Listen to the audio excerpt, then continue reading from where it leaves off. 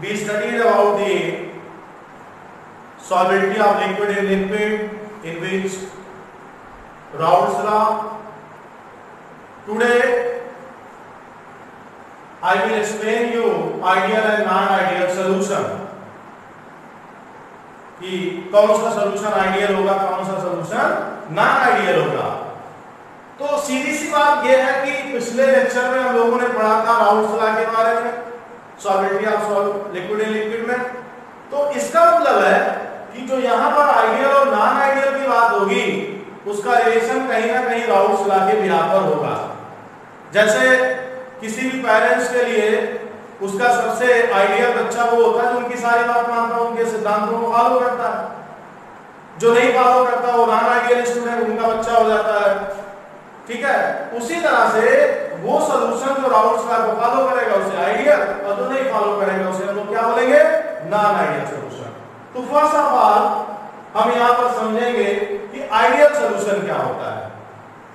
अब चूंकि हम पढ़ रहे हैं solubility of liquid in liquid, तो कोई भी सॉल्यूशन बनेगा, और मैंने पहले ही लेक्चर में आपसे कहा था कि हम यहाँ पूरा जो पढ़ेंगे सिर्फ बाइनरी सॉल्यूशन के बारे में पढ़ेंगे। तो कोई भी सॉल्यूशन बनेगा एटलीस्ट उसमें दो कंपोनेंट होंगे। यहाँ पर हमने दो कंपोनेंट लिया है, ए और बी। एक सॉल्यूशन हम तैयार करते हैं दो कंपोनेंट्स को मिलाकर, और वो दो कंपोनेंट्स कौन कौन से हैं, ए और बी कंपोनेंट। ए और बी मिलकर एक सॉल्यूशन तैयार होता है। क्लियर?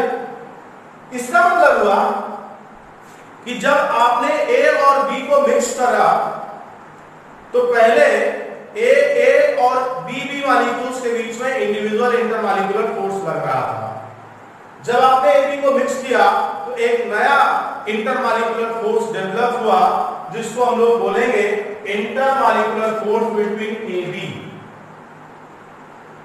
सारा देखिए समझने का जो कॉन्सेप्ट है यहीं से आपको समझ में आएगा कि आपने दो लिक्विड को लिया, दोनों को मिक्स कर दिया, दोनों के मिक्स करने के बाद उनके बीच में जो इंटरमॉलिक्यूलर फोर्स डेवलप होगा वो कम होगा, ज्यादा होगा या इक्वल होगा उनके इंडिविजुअल इंटरमॉलिक्यूलर फोर्स के। अगर आपको ये समझ में आएगा तभी आपको आइडियल और नॉन आइडियल समझ में आएगा, बाकी आप रट लेंगे अलग बात है। तो आपने ए और बी दो लिक्विड को लिया, दो कंपोनेंट्स को लिया, मिक्स किया, एक सॉल्यूशन तैयार किया।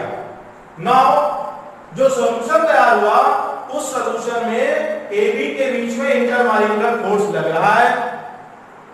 If the intermolecular force between A B is equal to the intermolecular force between A and B B, तब ये आप समझ जाइए कि सॉल्यूशन 100% आइडियल होगा। सॉल्यूशन 100% क्या होगा, आइडियल होगा। अब हम आते हैं इसको राउल्ट्स लॉ के व्याप पर समझते हैं। अगर आगे आप द आइडियल सॉल्यूशन या state the ideal solution, a solution which obeys Raoult's law over entire range of concentration of the solution is called ideal solution. A solution which obeys Raoult's law, सीधे बोल दो कि which obeys Raoult's law is called ideal solution। या थोड़ा इसको आप scientific way में आप एक्सप्लेन करिए तो आप कहेंगे a solution which obeys Raoult's law over an entire range of concentration of the solution is called ideal solution। अब Raoult's law क्या कहता है? राउल्ट्स लॉ के अकॉर्डिंग आपने पढ़ा पिछली क्लास में कि Pa is equal to P naught HI है। ये जो बेटा Pa है ये क्या है, partial vapour pressure of A। इसको यहां पर आप कहोगे observed partial vapour pressure, observed partial vapour pressure. और ये जो P नॉट HI का मल्टीपल है ये फार्मूला किसने दिया, राउल्ट्स ने, कि जो ऑब्जर्व्ड है वो इसके बराबर होगा और ये कैलकुलेटेड बाय राउल्ट्स लॉ। तो ये ऑब्जर्व्ड पार्शियल वेपर प्रेशर हुआ, ये हुआ vapour pressure calculated by Raoult's या predicted by Raoult's. Same here, observe partial vapour pressure of B and vapour pressure of B calculated by Raoult's law. तो हम ideal solution के बारे में ये भी बोल सकते हैं कि a solution is ideal in which the observed partial vapour pressure of a component is equal to vapor pressure calculated by Raoult's law. So this is the observed partial vapor pressure and this is the calculated by Raoult's law, और जब दोनों equal होंगे तब वो solution ideal कहलाएगा। अब जरा आप सोचिए इक्वल कब होंगे? वेपर प्रेशर इक्वल कब आएगा? जब इंटरमॉलिक्यूलर फोर्स में कोई चेंज नहीं होता। पिछली क्लास में हमने पढ़ा था अगर इंटरमॉलिक्यूलर फोर्स बढ़ेगा वेपर प्रेशर घटेगा, इंटरमॉलिक्यूलर फोर्स कम होगा वेपर प्रेशर बढ़ जाएगा। तो सिंपल सी बात है कि for ideal solution observed partial vapour pressure is equal to the vapour pressure calculated by Raoult's law. यहां पर दो कंपोनेंट है तो observed partial vapour pressure of A is equal to the vapour pressure of A calculated by Raoult's law, माने P equal to P not A चाहिए। ऐसे second component B के लिए P V equal to P not B चाहिए। अब जरा आप सोचिए कि आपने दो कंपोनेंट्स लिए ए और बी, सपोज आपने इसका 50 ml लिया, इसका भी 50 ml लिया और दोनों को आपने मिक्स किया तो टोटल सॉल्यूशन कितना हो गया? 100 ml, इनिशियल भी 100, फाइनल भी 100। तो वॉल्यूम ऑफ मिक्सिंग क्या हो जाएगा? 100 माइनस 100 इक्वल टू 0। इसीलिए for ideal solution volume of mixing is equal to 0। And third, जब इंटरमॉलिक्यूलर फोर्स में कोई चेंज नहीं आएगा तो क्या एंथैल्पी में कोई चेंज आएगा? एनर्जी में कोई चेंज आएगा? नहीं आएगा। इसीलिए for ideal solution enthalpy of mixing is also equal to 0।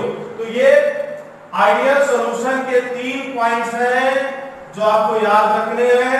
For ideal solution observed partial vapour pressure is equal to the vapour pressure calculated by Raoult's law. For ideal solution volume of mixing is equal to 0. For ideal solution enthalpy of mixing is also equal to 0. When change in volume of mixing is equal to 0, change in enthalpy of the mixing is equal to 0. ये 3 points हैं ideal solution के लिए।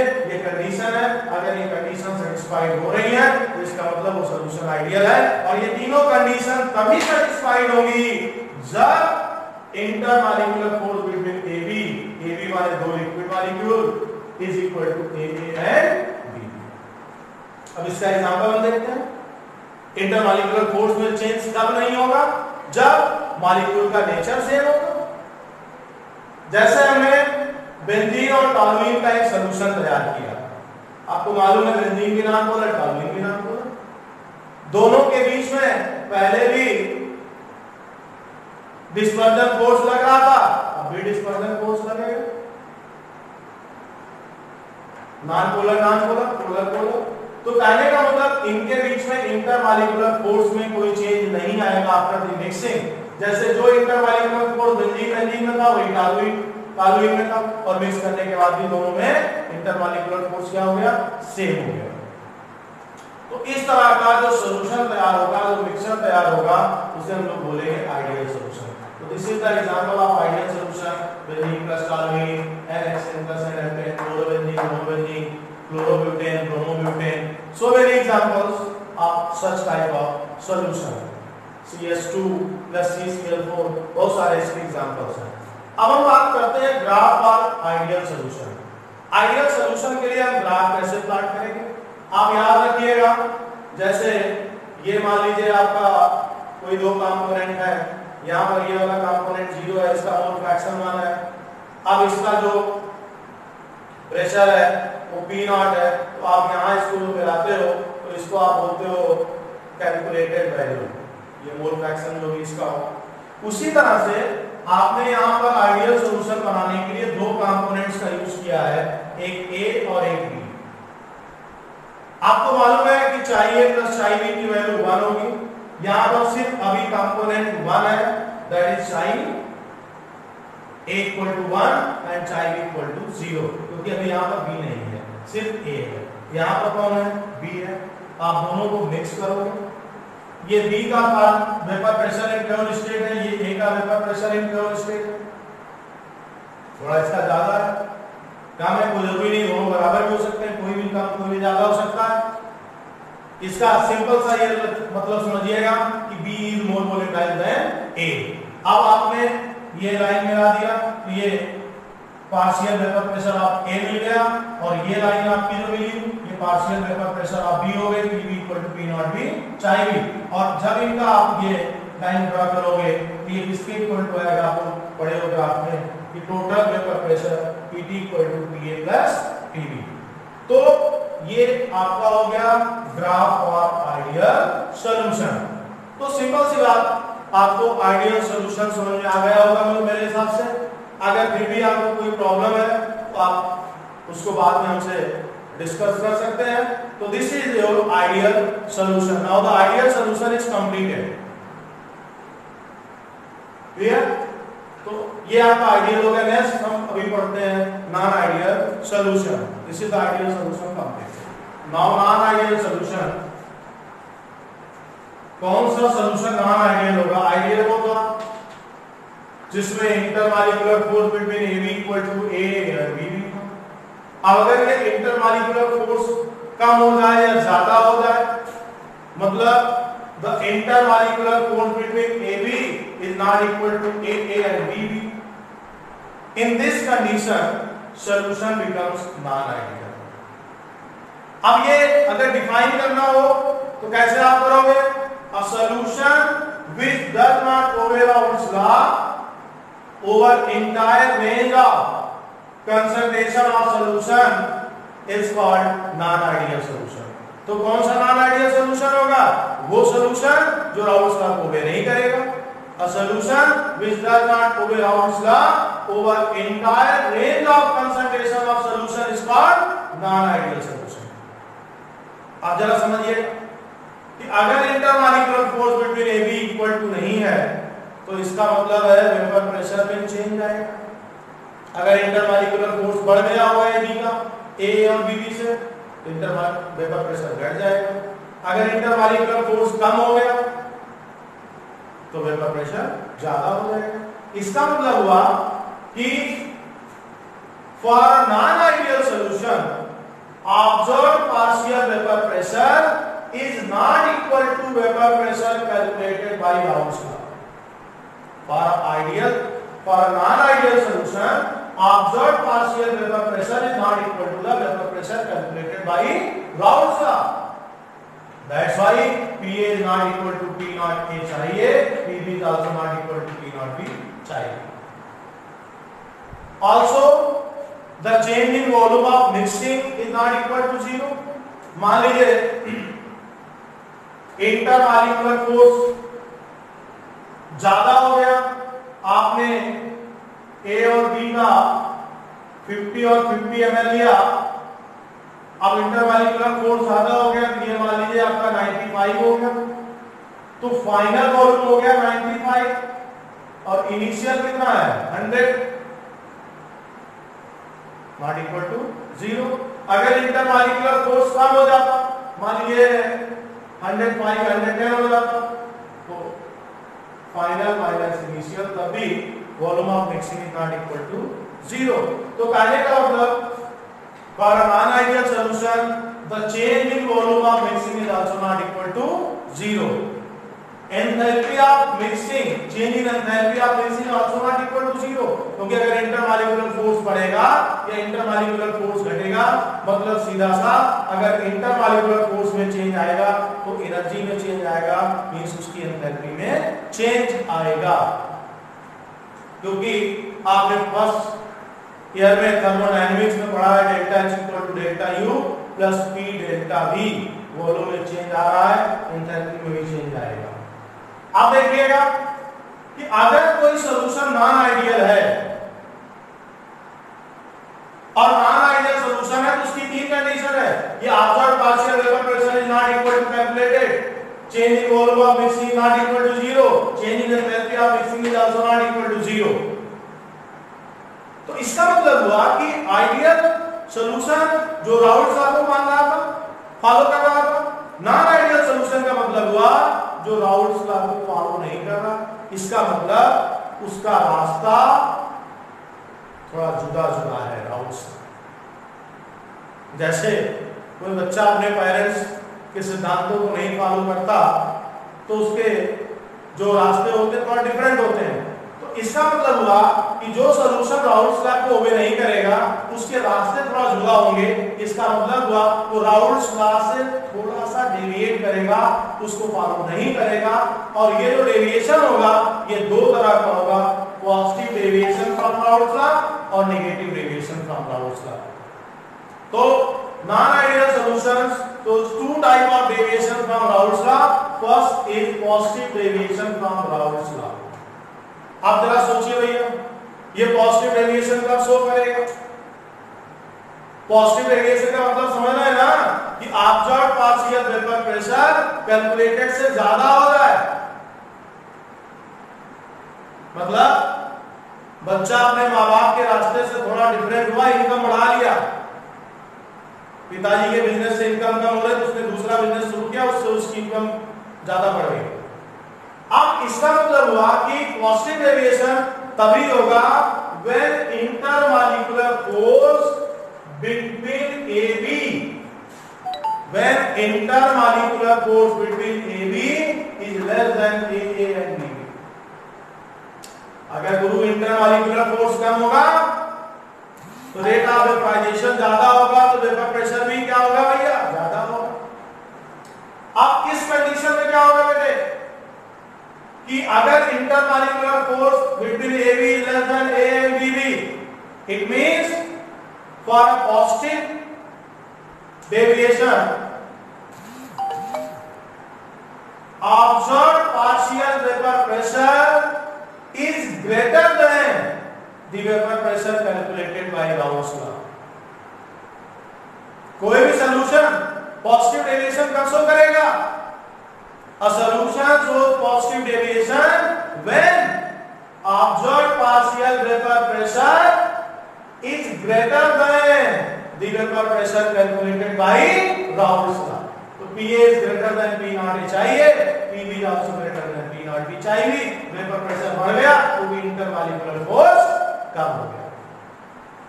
ऐसे change in volume of mixing, intermolecular force कम होगा तो volume बढ़ जाएगा, इंटरमॉलिक्यूलर फोर्स कम होगा मॉलिक्यूल ज्यादा एरिया ऑक्यूपाई करेगा। तो change in volume equal to positive कर लीजिए या ग्रेटर देन 0 और एंथैल्पी भी चेंज आ जाएगा, पॉजिटिव आ जाएगा। तो change in mixing of volume equal to positive या greater than 0, change in enthalpy of mixing is also greater than 0 या पॉजिटिव होगा। अब इसके एग्जांपल को जरा आप समझिए। हम लोग एक सीधा सा एग्जांपल लेते हैं, एसीटोन की बात करते हैं। आपने एसीटोन और इथाइल अल्कोहल को मिक्स किया। आपको मालूम है पहले इथाइल अल्कोहल के बीच में हाइड्रोजन बॉन्डिंग हो रही होगी इस तरह से,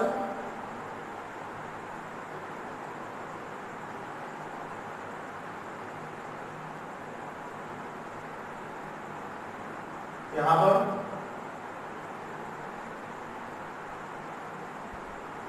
अब जब आप इसमें एसीटोन को मिलाओगे तो इसके इस हाइड्रोजन बॉन्ड को थोड़ा ये डिस्टर्ब कर देगा, कुछ हाइड्रोजन बॉन्ड को तोड़ देगा उसके अंदर ऑक्यूपाई करने के लिए। मिक्स तभी होगा ना दोनों एक दूसरे में, जब इसके कुछ मॉलिक्यूल्स के बीच में इसका मॉलिक्यूल आकर मिक्स हो जाएगा। तो when we added acetone in ethyl alcohol, then some internal hydrogen bonding between the ethyl alcohol molecules disturbed, right? Result अब क्या होगा कि intermolecular force between acetone and ethyl alcohol molecule become lesser than the intermolecular force between ethyl alcohol molecule and the acetone molecule। Result in दोनों का जो solution है वो positive deviation show करेगा फ्रॉम राउल्ट्स लॉ। तो clear. तो positive deviation कब होगा बेटा? When observed partial vapour pressure is greater than the vapour pressure calculated और predicted by the Raoult's law. और इसके लिए तीन कंडीशन है, तीनों याद रखिएगा। इस केस में change in volume of mixing positive होगा, change in enthalpy of mixing is also positive होगा। अब हम इसके ग्राफ की बात करते हैं। आपने आइडियल सॉल्यूशन के लिए ग्राफ बनाया, सेम ग्राफ पहले यहां बनेगा। अब चूंकि आपने देखा कि PA is greater then P not A, तो आपका PA बढ़ गया पहले से। सेम आपका PB is greater then P not B, तो OB वैल्यू थोड़ी बढ़ जाएगी। और फिर टोटल जब ये दो P और PB बढ़ेगा तो टोटल वेपर प्रेशर भी आपका क्या हो जाएगा बेटा? पहले से ज्यादा हो जाएगा। तो ये आपका हो गया डेविएशन में first positive deviation from Raoult's law. और पॉजिटिव डेविएशन कोई सॉल्यूशन क्यों शो कर रहा है, उसका सीधा सा मतलब था कि इंटरमॉलिक्यूलर फोर्स क्या हो गया? रिड्यूस हो गया। इंटरमॉलिक्यूलर फोर्स क्या किया बेटा? रिड्यूस कर गया। नाउ सेकंड पढ़ेंगे negative deviation from Raoult's law. Now second negative deviation from Raoult's law.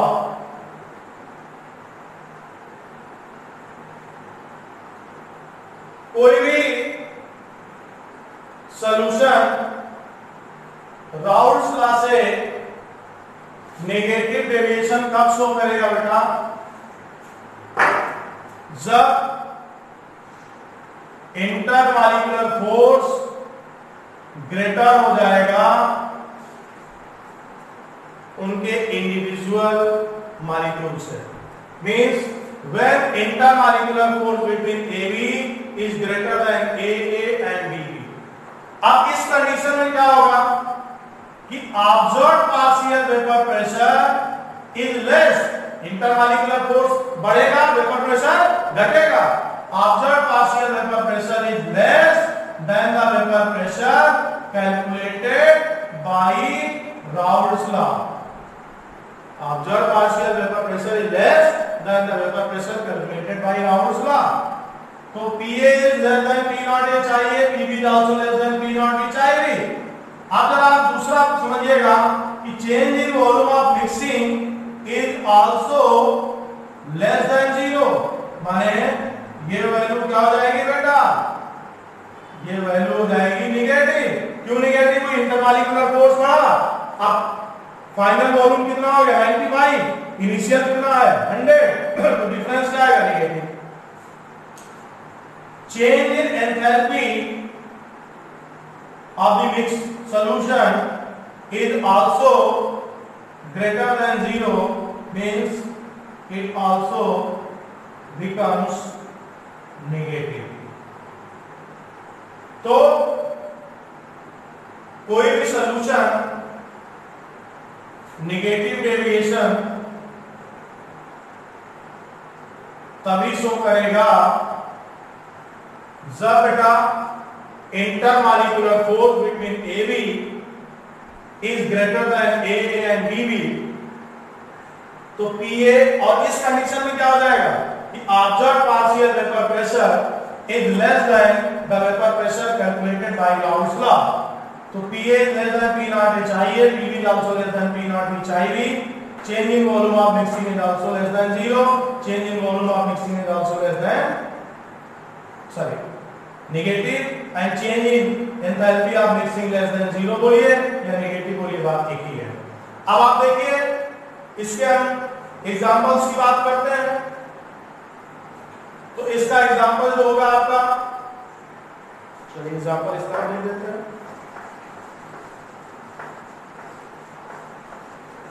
इसके जो एग्जांपल्स हैं, SnO3 plus H2O, H2SO4 plus H2O, chloroform, acetone, ये सब इसके एग्जांपल्स होंगे जहां पर इंटरमॉलिक्यूलर फोर्स बढ़ जाएगा। अब देखिए इंटरमॉलिक्यूलर फोर्स बढ़ता कैसे है। ये बेटा आपका क्लोरोफॉर्म है जो कि एक पोलर मॉलिक्यूल था, एसीटोन भी आपका एक पोलर मॉलिक्यूल था। पहले इन दोनों के बीच में डाइपोल डाइपोल फोर्स लग रहा था, डाइपोल इंड्यूस्ड डाइपोल इंटरेक्शन था। अब ये कन्वर्ट हो गया बेटे हाइड्रोजन बॉन्डिंग में, और आपको मालूम होगा हाइड्रोजन बॉन्ड स्ट्रांग होता है। तो इसका मतलब हुआ कि अब जब आपने क्लोरोफॉर्म और एसीटोन को मिक्स कर दिया तो इनके बीच में लगने वाला इंटरमॉलिक्यूलर फोर्स क्या हो गया बेटा, ज्यादा हो गया पहले से। The intermolecular force between these molecules become greater than these molecules. So here अगर इंटरमॉलिक्यूलर फोर्स बढ़ेगा तो बट नेचुरल वेपर प्रेशर क्या होगा, घटेगा। इसका मतलब इन सॉल्यूशंस का जो मिक्सचर होगा वो नेगेटिव वेरिएशन शो करेगा, कहां से, राउल्ट्स लॉ से। ऐसे ही यहां पर भी हाइड्रोजन बॉन्डिंग शुरू हो जाएगी इनके बीच। यहाँ तो हाइड्रोजन बॉन्डिंग थी, यहाँ नहीं थी, लेकिन अब जब मिक्स करोगे देखिए बीच हाइड्रोजन बॉन्डिंग डेवलप हो जाएगी, इंटरमॉलिक्यूलर फोर्स बढ़ जाएगा।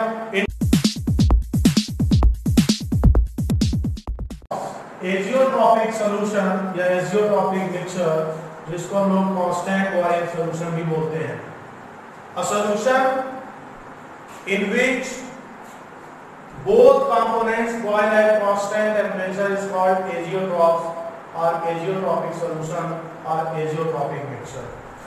कहने का मतलब ऐसा सॉल्यूशन जिसमें कंपोनेंट्स का बॉइलिंग पॉइंट सेम हो जाए उसे हम लोग एजियोट्रॉपिक सॉल्यूशन बोलेंगे, एजियोट्रॉपिक मिक्सचर बोलेंगे। तो एजियोट्रॉपिक सॉल्यूशन क्या है, a solution in which components boil at constant temperature is called azeotropic mixture या एजियोट्रॉपिक सॉल्यूशन। अब एजियोट्रॉपिक सॉल्यूशन का सबसे इंपॉर्टेंट फीचर क्या है, दो फीचर है।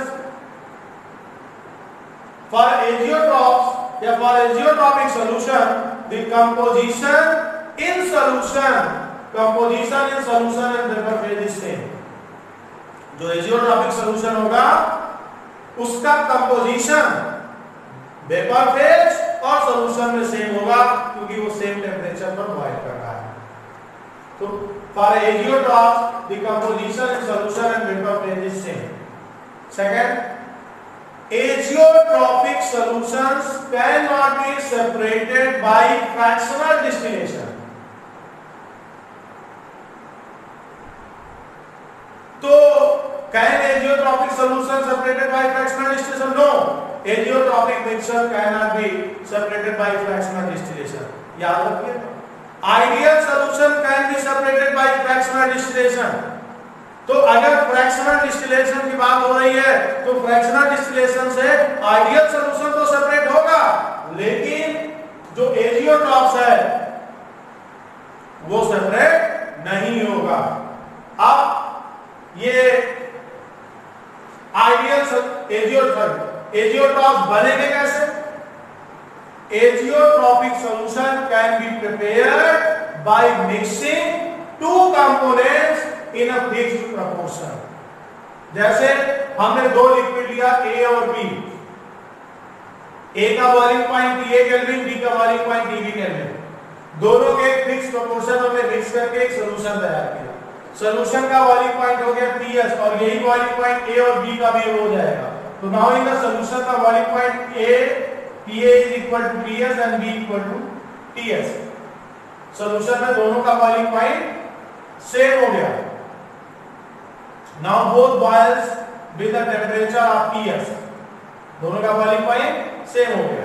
अब देखिएगा, हमने लेट कर लिया कि A का बॉइलिंग पॉइंट B से ज्यादा है, ये लेट किया गया है। तो अब जो सॉल्यूशन का बॉइलिंग पॉइंट हुआ वो ज्यादा वाले से ज्यादा होगा या सॉल्यूशन का बॉइलिंग पॉइंट कम वाले से कम होगा। दो ही बातें होंगी। माने जो एजियोट्रॉपिक मिक्सचर तैयार होगा, जो एजियोट्रॉपिक सॉल्यूशन तैयार होगा, उसका जो बॉइलिंग पॉइंट होगा वो या तो ज्यादा वाले से ज्यादा या कम वाले से कम होगा। अब अगर हम बात करें कि कब ऐसा होगा, अगर intermolecular force between AB is greater then AA और BB हो जाएगा, तब ये कंडीशन होगी, हमें बॉइलिंग पॉइंट बढ़ जाएगा अगर इंटरमॉलिक्यूलर फोर्स बढ़ेगा। और ये कब होगा, जब intermolecular force between AB is less than AA and BB, ये तब होगा। इंटरमॉलिक्यूलर फोर्स घटेगा, बॉइलिंग पॉइंट घटेगा। अब जब आप सोचो ये दो कंडीशन अभी आपने कुछ ही क्षणों पहले पढ़ा था कि अगर इंटरमॉलिक्यूलर फोर्स ज्यादा होता है तो सॉल्यूशन क्या शो करता है, नेगेटिव डेविएशन फ्रॉम आउट्स का, और अगर इंटरमॉलिक्यूलर फोर्स कम होता है तो पॉजिटिव डेविएशन फ्रॉम आउट्स का। इसका मतलब हुआ कि दो कंडीशन होगी, जो एजियोट्रॉप्स होंगे वो दो तरह के होंगे, एक मैक्सिमम बॉइलिंग एजियोट्रॉप्स और एक minimum boiling azeotropes.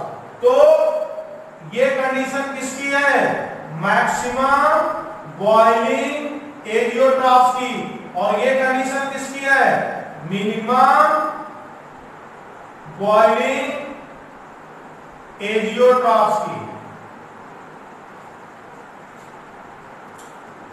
Minimum boiling azeotropes, and this is the condition for maximum boiling azeotropes. दो तरह कौन कौन से, मैक्सिमम बॉइलिंग एजियोट्रॉप्स और minimum boiling azeotropes. Maximum boiling azeotropes कौन बनेगा, जो शो करता है negative deviation from Raoult's law, और मिनिमम बॉइलिंग एजियोट्रॉप्स कौन बनेगा, जो शो करता है positive deviation from Raoult's law. जैसे आपने नेगेटिव में देखा था नाइट्रिक एसिड और H2O का मिक्सचर, और मैंने कहा कि फिक्स रेशियो मिक्स करना होगा, तो 68% nitric acid in H2O, so the maximum boiling azeotropes, 95.57% ethanol in water, so the minimum boiling form the minimum boiling azeotropes. अब आप देखिए इसका समझिएगा एग्जांपल कैसे होगा।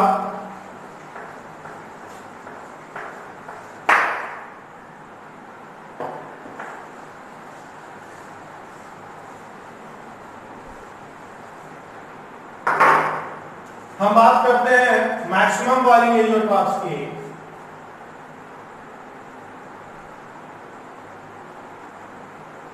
मैंने आपसे कहा 68% HNO3 in H2O, तो इसका मतलब हुआ यहां पर दो कंपोनेंट होंगे, दोनों को मिक्स करके सॉल्यूशन तैयार होगा, और सॉल्यूशन में HNO3 और H2O होंगे। 68% का मतलब हुआ 68 ग्राम HNO3 plus 32 gram of water. HNO3 का जो बॉइलिंग पॉइंट होता है 359 केल्विन, वाटर का आपको पता है 373.15 केल्विन। नाउ द सॉल्यूशन का बॉइलिंग पॉइंट हो गया 393.5 केल्विन। आप देखिए बॉइलिंग पॉइंट ज्यादा वाले से ज्यादा हो गया, इसलिए कैसा सॉल्यूशन बना, मैक्सिमम बॉइलिंग एजियोट्रॉप्स। और ये कौन से शो करेंगे, ऐसे सॉल्यूशन जो शो करते हैं क्या, negative deviation from Raoult's law. Now minimum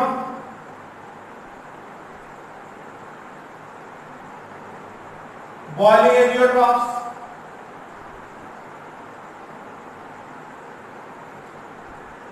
(95.57% ethanol in water. तो आपने इथेनॉल ले लिया और वाटर ले लिया, एक सॉल्यूशन तैयार हुआ जिसमें C2H5OH प्लस H2O है। रेशियो आपको पता है कि इसका मतलब हुआ 95.57 ग्राम इथेनॉल होगा तो 4.43 ग्राम ऑफ वाटर होगा। इसका बॉइलिंग पॉइंट होगा 351.5 केल्विन, वाटर का 373.15 1.15 केल्विन, सॉल्यूशन का होगा 1.15 केल्विन। अब आप देखिए सॉल्यूशन का बॉइलिंग पॉइंट कम वाले से कम हो गया, तो इसे क्या बोलेंगे, मिनिमम बॉइलिंग एज होगा। कौन शो करेगा, जिसका जो शो करता है positive deviation from Raoult's law. इस तरह से ये आपका एजियोट्रॉपिक सॉल्यूशन है। तो एजियोट्रॉप्स क्या होते हैं, कांस्टेंट बॉइलिंग मिक्सचर्स होते हैं, कांस्टेंट बॉइलिंग सॉल्यूशंस होते हैं। Their composition in solution and method same होता है। They can not be separated by the fractional distillation. There are two types, maximum boiling azeotropes और minimum boiling एजियोट्रॉप्स। मैक्सिमम कौन होगा, जो नेगेटिव डेविएशन शो कर रहा था राउल्ट्स लॉ से, और मिनिमम कौन होगा, जो पॉजिटिव